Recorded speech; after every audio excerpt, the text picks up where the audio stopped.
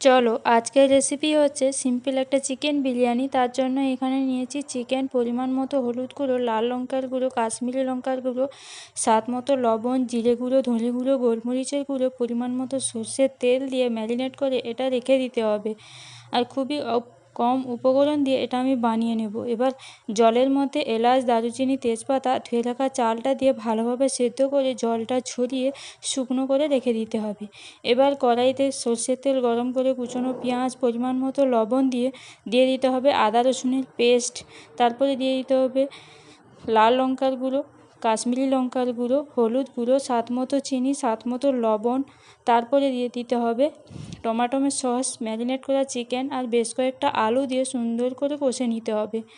এখান থেকে তেল ছাড়তে শুরু করলে আবারও সুন্দর করে কষে নেওয়ার পর এবার পরিমাণ মতো জল দিয়ে চিকেন আর আলুটাকে ভালোভাবে সেদ্ধ হয়ে গেলে এর ওপরে ভাত যে করে রেখেছিলাম সেটা এর মধ্যে দিয়ে দিতে হবে।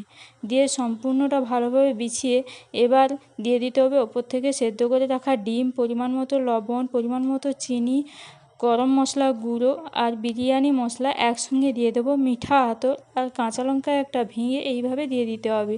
এবার দিয়ে দিতে হবে 1 চামচের মতো ঘিটা দিয়ে ঢাকনাটা বন্ধ করে কম আঁচে একটা স্টিমে 5 মিনিটের মতো হতে দিতে হবে।